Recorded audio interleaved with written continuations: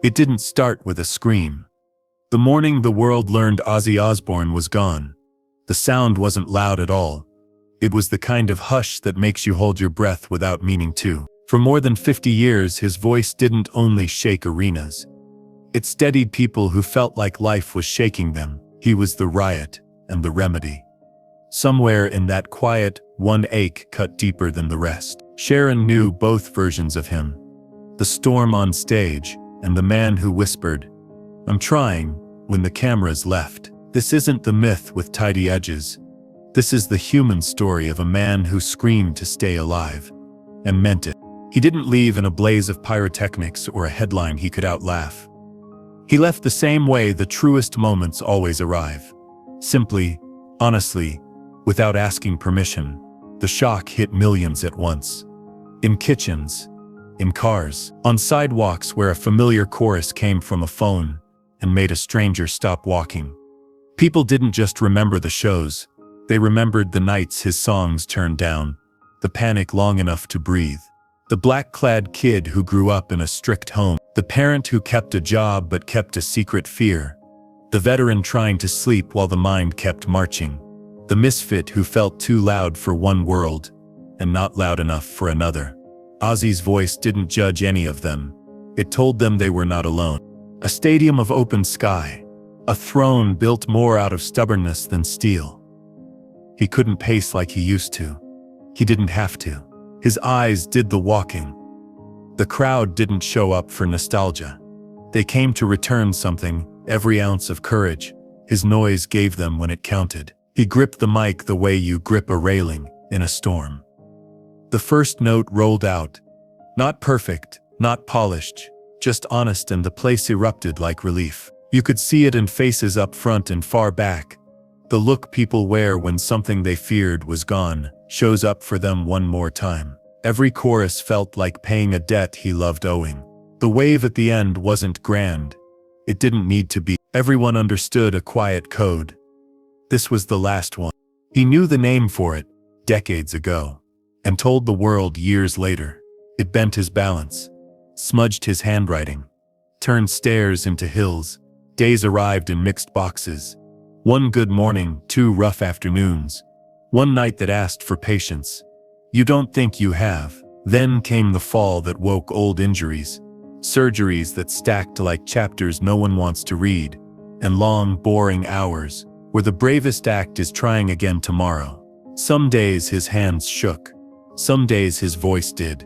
But his will didn't learn how to tremble. He kept repeating a sentence people heard as guilt, even though it was gratitude. I owe it to them. Them meant everyone holding him up without keeping score.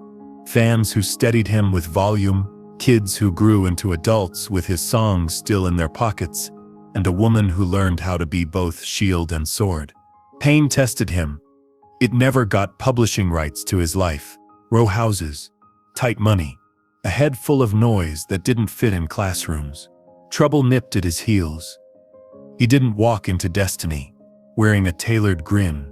He stumbled into a room with 3 other misfits and found the one sound honest enough to hold him.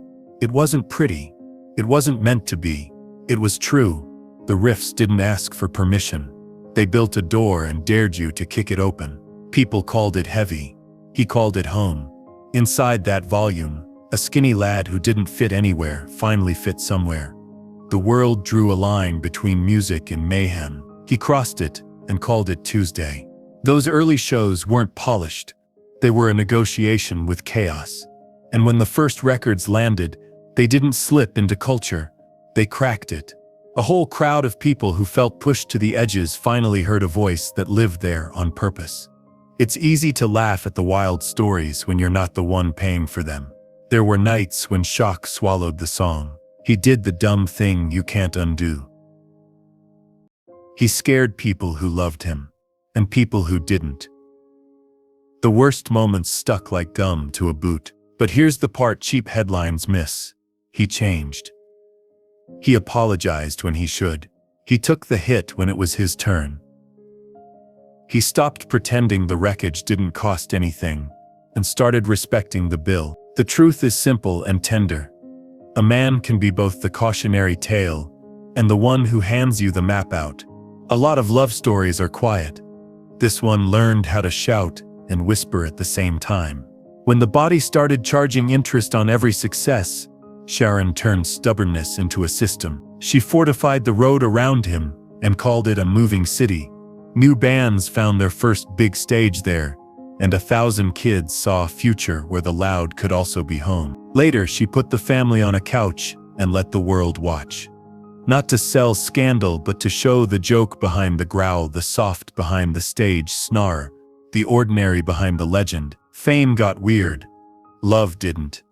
Partners say in sickness and health, she took the end seriously. Behind the scenes she negotiated, diffused, rerouted, and on the worst days just held his hand. Managing a career is work. Keeping a human alive is devotion. She did both. The late-era sessions weren't swagger. They were surgery. Less strut, more truth. He sang sitting down some days. He cried and tried again on others. The voice didn't always do what it was told, but the soul never missed a cue. Those albums sound like a door cracked just enough to hear the hinge. Mortality humming under every chorus, humor still flashing like a match in a dark room. The writing shifted. No more pretending the clock wasn't ticking. No more polishing the tremor out of the take. He showed you the tremor and dared you not to feel braver because of it. There's a line his fans understand. I'm not a role model. I'm a warning. It was a joke, a shield, and a confession. But by the end, it wasn't true anymore. He became both the warning and the miracle. Because he never stopped telling the truth about how hard it was to keep choosing life. It didn't travel like ordinary news. It moved like a tremor through people who had once screamed his name from nosebleeds or whispered his lyrics in bedrooms. The city that made him answered in the only language it knows. Streets, bridges, hands, flowers, imperfect singing that still counts as prayer. There were guitars with more scars than strings. Jackets from tours that smell like smoke and sweat and youth. Notes written in shaky pens by people who do not write notes. Sharon didn't perform grief. She carried it. There was a private goodbye with small, strange magic. Every real farewell has some.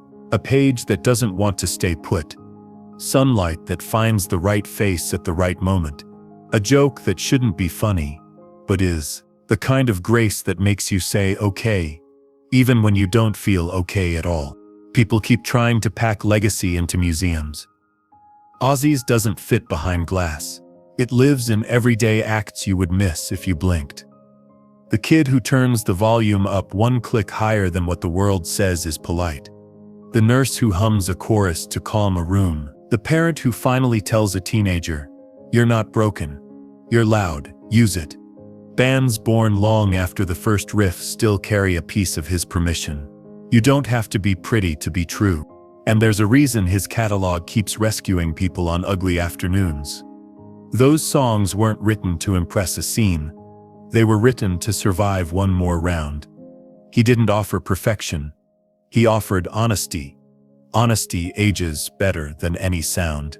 Grief didn't soften Sharon. It sharpened her purpose. Projects keep moving. New chapters keep opening. Not to repaint the story, but to protect it. There's footage people haven't seen, words nobody else heard.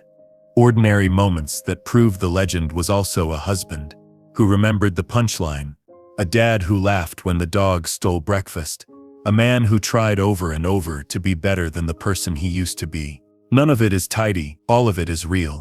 And that's the assignment she's already begun without speeches or slogans. To keep the truth intact, even when myth is more profitable. The world can handle the real version. In fact, that's the only version that ever mattered. Here's the part you should keep. He screamed so you could speak. Loud when you had to be. Quiet when the truth needed a softer landing. He showed every outsider how to live on the edge without falling over it. Every time, he proved the loudest chorus can still bow its head and say sorry. He made it okay to be a work in progress, without pretending it's easy. So what do you do now? You do what he taught you. You scream if you need to. You whisper if you must. You pull the car over and let the chorus finish. Because finishing matters. You text someone who might be losing the plot, and you say the line he wrote for all of us. I'm still here, because that's what the songs were trying to say the whole time. Carry him the way he carried you. Without polish. Tell the messy truth about the nights you didn't think you'd make it. Say what song kept you from doing the thing you're glad you didn't do. Name the lyric that felt like a hand on your shoulder when nobody else knew the right words. Don't make it pretty. Make it real. That's how the echo stays honest. He used to say he wasn't a role model. He wanted to be a warning. In the end, he was both. The warning says, chaos has a cost. The miracle says, you can pay it and still build something beautiful. He did, and somewhere right now a kid who feels too loud for their life is finding a riff that sounds like a door. They'll kick it open, step through, and add their own noise to the same old courage. The final note here isn't silence. It's the sound of millions choosing to keep going. Loud, imperfect, fearless, exactly the way he taught.